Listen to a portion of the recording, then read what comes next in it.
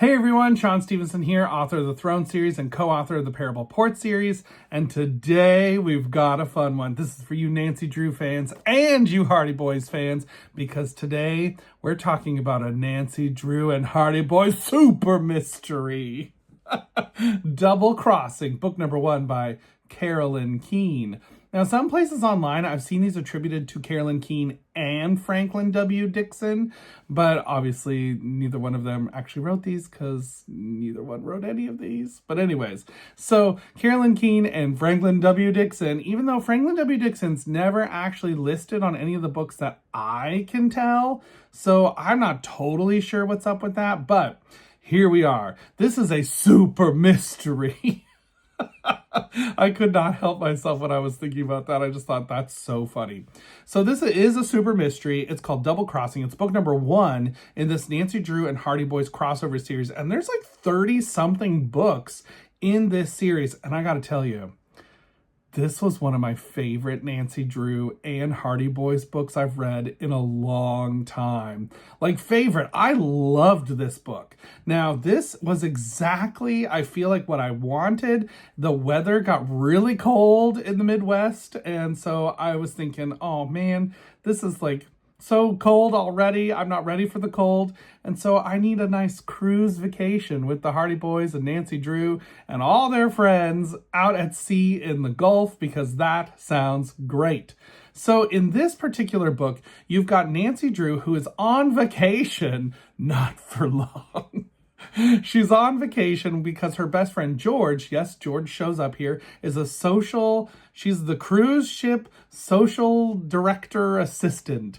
She has a really long title, but she is helping out with all the different social activities on the cruise ship. And Nancy thinks, oh, this will be super fun. I'll room with George on the cruise ship. We'll have a great time because she's leading all the fun activities that I want to go to anyway. So this will be super fun. So Nancy Drew's on board for fun. But then she overhears a very interesting conversation in the middle of the night between two people that, are they selling CIA secrets? And Nancy is soon on the case, and soon there is murder and all kinds of mayhem on the cruise ship, because not only is Nancy there, but the Hardy Boys are there. And the Hardy Boys are there, and I'm not going to say much about why they're there, because I feel like that's a lot of fun and a good surprise. I don't read the backs of these books when I go into them, and so I do feel like there's one fun surprise that could be ruined if I talk too much about why the Hardy Boys are on the cruise ship. But they're on the cruise ship too, doing some things, and soon Nancy Drew and the Hardy Boys have to team up and solve the mysteries together, because this was so fun. I was thinking about it and I was like, back in the day, you had like individual monster movies. Go with me here. I'm going to cook. So they had individual monster movies like Frankenstein and Dracula and the Wolfman. And then they started doing these like Dracula versus Frankenstein and all these sorts of things, where you had like the movie monsters team up together and be in the same movie. And I feel like this kind of has that same level of thrill. For me, I remember this most clearly when I was watching the first Avengers movie back in the day, where I thought, oh, wow, this is incredible. Like, you have all these different superheroes coming together in this one super epic film. And so I thought, okay, how's Nancy Drew and Hardy Boys going to go? And it had that feeling. It was a lot of fun. Now, I have seen, there's an old 70s TV show with Shaun Cassidy, who spells his name correctly, and Parker Stevenson, which another great last name, what can I say? And then also with a couple different actresses who played Nancy Drew. And in that series, you had some Nancy Drew and Hardy Boys crossover episodes, and those were always super fun. I loved those more than the regular ones in the Hardy Boys or Nancy Drew Mysteries episodes. I liked it when they came together, because I thought, oh, this is just so great. And so having them together in this super mystery, which this book's a little longer, it's about 220 pages or so, and it was a ton of fun to have both of them there. All three of them have their different skill sets they bring to solving a mystery, and I feel like it's great. I also loved that none of them outshines the other. Like, I feel like it could be really easy to have one of them be kind of like the star, and then the other ones are kind of like, wah, wah, they're in the background. But in this one, they really all have these great moments to shine. I will say, for reasons I don't want to explain, Joe gets a little sidelined in this, but he's still got a lot to do. And there's some great moments with Joe as well. So you've got a lot of fun. The mystery is pretty good. I would say it kept me guessing. I never was super like, oh my goodness, what's the mystery gonna be? Like, I kind of had an idea halfway through, and I ended up being mostly correct. So there were a few twists and turns I did not expect, though. There was even one plot point near the end of the book that I actually did say, oh, what?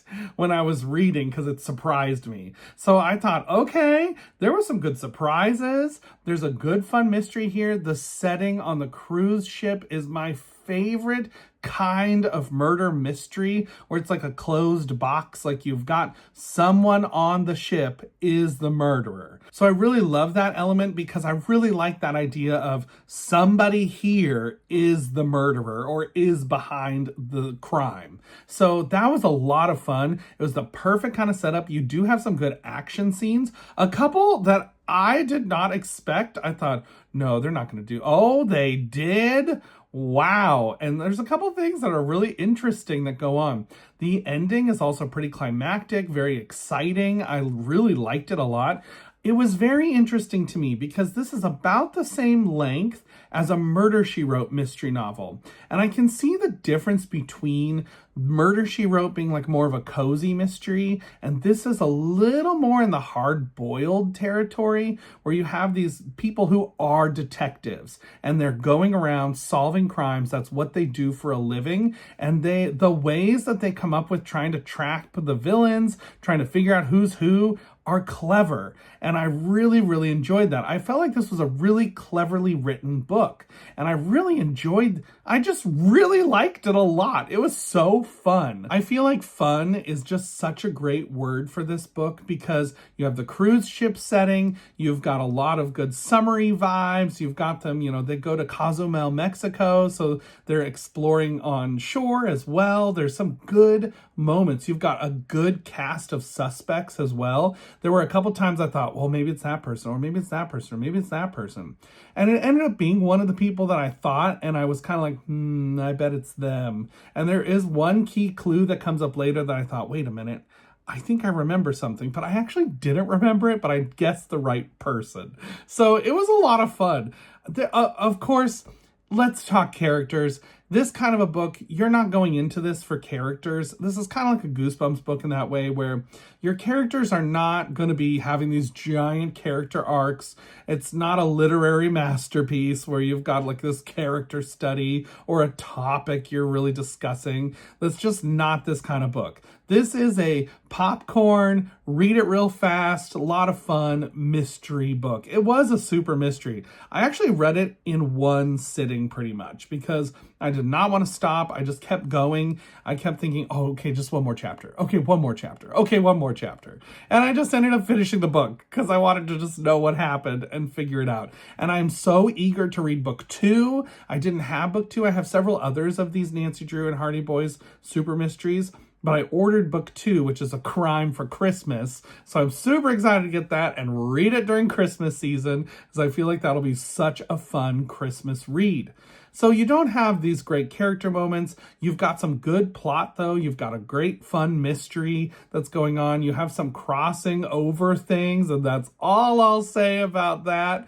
You've got Frank and Nancy. Now let's talk Frank and Nancy for a minute. So Frank and Nancy are interesting because in this book, Nancy is dating Ned, Frank is dating Callie Shaw, which is from the Hardy Boys Case Files books, and obviously Nancy Drew from the Nancy Drew Files books. So you've got these two setups where they're both dating these people, but those people are not on the cruise ship.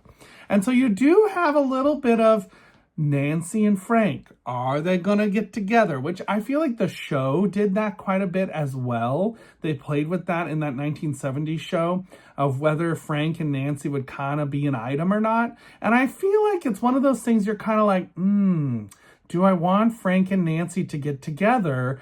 I don't know. And they do play with that here. So there's this it's a teeny tiny little romance subplot that's very interesting. And I was like, I don't know. I'm not sure about Frank and Nancy or not. I haven't decided. So I did think that was a lot of fun. So you've got a lot of fun things going here. You've got a great mystery, obviously characters you know and love. You know, you have a little tiny spark of romance maybe. You've got a great setting. It's just all the things you want in a Nancy Drew Hardy Boys crossover super mystery. So at the end of the day, I would definitely give Double Crossing a 4.5 out of 5 stars. I really enjoyed this.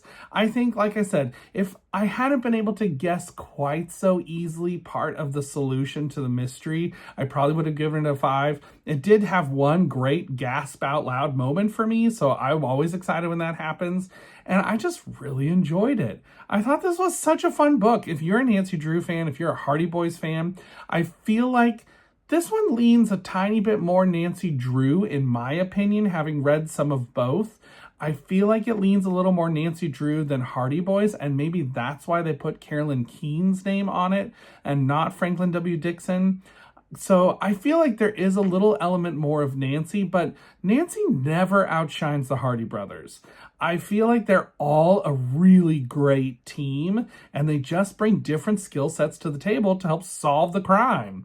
So it was a lot of fun. I definitely recommend, if you're, like I said, you're a fan of mysteries, you're a fan of, like, you know, this is not going to be your, like, gory mystery or slasher or nothing like that. This is it's a cozy mystery, but it's not quite cozy like Murder, She Wrote.